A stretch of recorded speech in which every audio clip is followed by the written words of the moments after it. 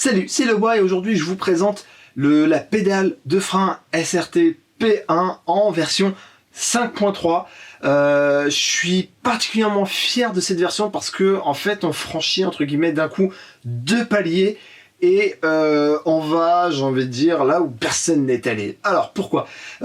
Déjà pour commencer, vous savez que de mon point de vue, on peut considérer d'une certaine manière que ce pédalier est le meilleur, notamment parce que c'est le plus réaliste pour la simple raison qu'on utilise un système réel. Alors je suis pas le seul en fait à avoir entre guillemets expérimenté cette solution.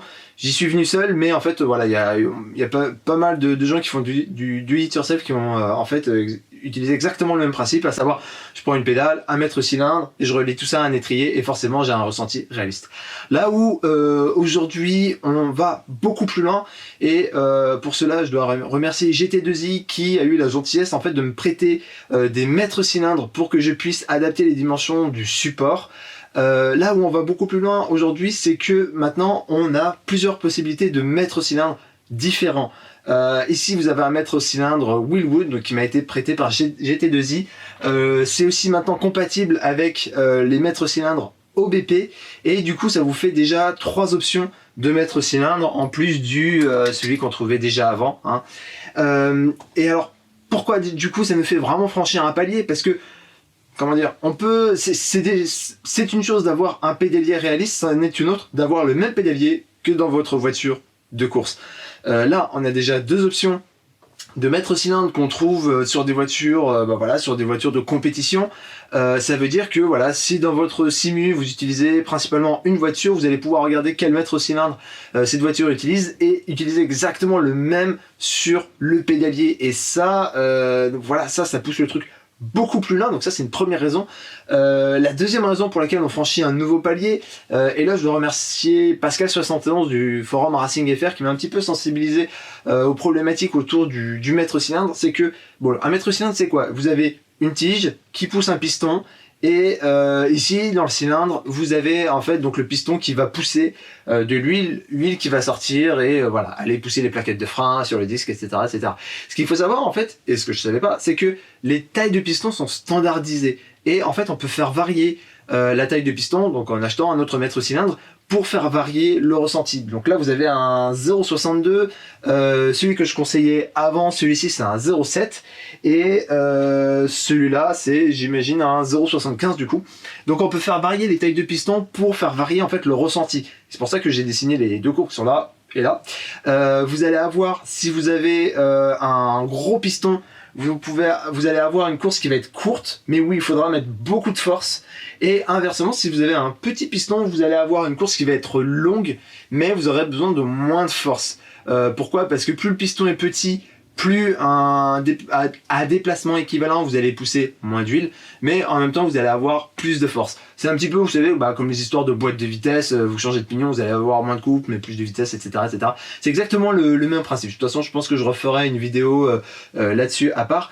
Mais du coup, on pousse, voilà, encore une fois, le degré de réalisme, le degré de personnalisation encore plus loin. Alors comme vous pouvez le voir, on a aussi un nouvel étrier, hein, voilà, je me suis dit bon allez tiens, on va se faire un petit peu plaisir, on va prendre un étrier un petit peu plus sympa que celui en fonte que je proposais. Et du coup, là aussi en fait, du coup on a 3 options. On a cet étrier de frein, on a le monopiston qu'on avait avant et je l'avais aussi, donc tant qu'à faire, je l'ai adapté à un double piston. Donc voilà. Bon, je reviendrai un petit peu sur les différences que ça peut faire au niveau du ressenti. Normalement, les différences sont faibles, mais bon, il y en a quand même. Mais du coup, voilà, ça ajoute encore des options. Comme vous pouvez voir, celui-là, il a un support, en fait. Donc, on a un support qui vient entre les plaquettes, d'accord? Et qui permet, en fait, de fixer l'étrier à votre support. Et du coup, donc, pour cet étrier, il y a déjà 2 supports disponible, donc un horizontal, un vertical, et du coup je suis en train d'imprimer la même chose en fait du coup pour les 2 autres étriers pour, comme vous le voyez, avoir un montage qui est assez propre. Donc voilà, en fait c'est les principales nouveautés sur cette 5.3. Alors après on a quelques petits accessoires, on a par exemple les paliers. J'ai fait une version imprimée en 3D, alors que je conseille pas particulièrement. Le truc c'est que voilà, j'étais en train de développer mes pédales et il se trouve que j'avais plus de paliers, j'avais pas envie de démonter les pédales que j'utilise moi-même, donc je me suis dit bah tiens, j'ai des roulements, je vais en imprimer un. Donc voilà, en fait, si vous avez le roulement en question, vous pouvez l'imprimer et j'ai envie de dire, ça fera le boulot le temps de recevoir ceux-là, qui sont quand même beaucoup plus pratiques, hein. Franchement, je conseille quand même d'aller là-dessus. Mais voilà, il y a une version imprimable en 3D, encore une fois, le temps que les pièces arrivent. On a aussi une rotule en plastique, donc c'est la pièce qui vient ici à l'intérieur. Même raison en fait, j'avais plus de palier. J'avais plus de palier en métal, j'avais pas envie d'attendre 3 mois, j'avais pas envie de payer 10 € de frais de port, j'en ai imprimé un. Honnêtement, on sent même pas la différence, c'est extrêmement solide vu que ça travaille en compression. Donc du coup, ça, entre guillemets, je le mets en option, mais c'est une option tout à fait viable. Donc ça, voilà, ça c'est sympa. Et tant qu'à faire, on m'a parlé, ouais, est-ce que tu peux pas mettre des adaptateurs, par exemple, pour des plaquettes ici, des repose-pieds, Sparco, etc. J'ai trouvé l'idée bonne parce qu'effectivement c'est quand même plus sympa qu'une plaque en métal. Et au niveau du pied, du coup, on a un ressenti qui est plus réaliste. J'ai pas le souvenir d'avoir vu des voitures de course avec des repose-pieds en plastique.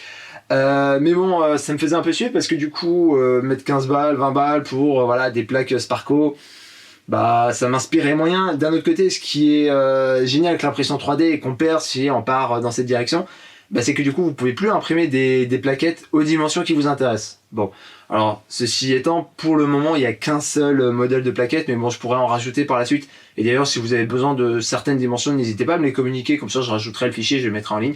Et donc du coup, ce que j'ai fait, vu que j'ai un G27 qui traîne, c'est que j'ai fait un adaptateur pour plaquette G27. Voilà, donc c'est du coup sensiblement la même visserie mais en plus long. Et voilà, ça permet de monter des plaquettes de G27. Si vous avez un G27 comme moi qui traîne et prend la poussière, vous pouvez récupérer les plaques et les monter sur ces pédales.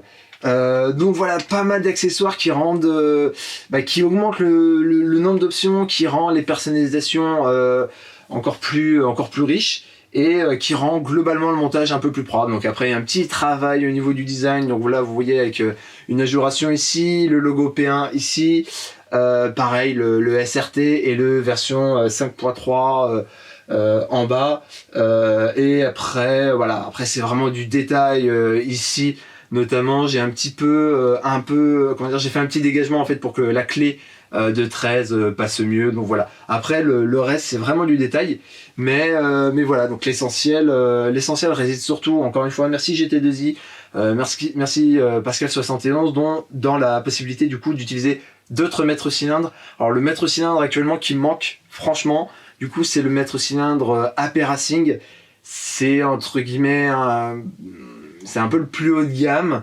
Sachant que voilà, le Wheelwood c'est autour des 60 €, donc c'est relativement abordable, et le AP Racing c'est plutôt autour des 150, 200, donc vous voyez c'est un cran au-dessus, mais clairement c'est ce que vous pouvez trouver sur des monoplaces quoi, donc encore une fois ça permet vraiment de pousser le réalisme encore plus loin, et le tout finalement pour un prix, donc après évidemment c'est à vous de voir ce que vous prenez, quel est votre budget, etc.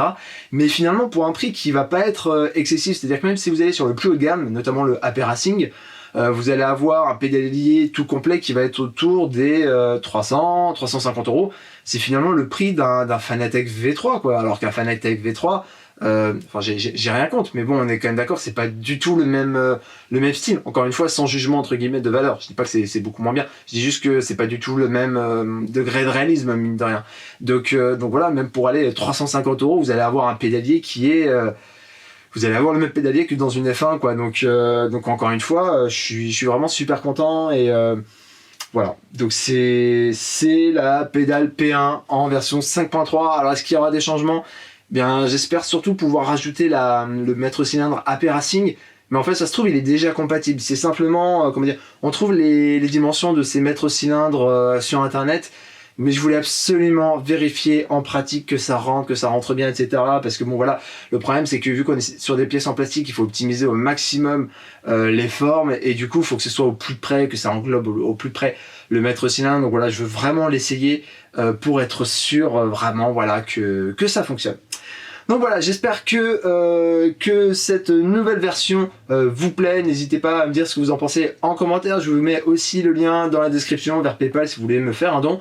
Et moi je vous dis à bientôt.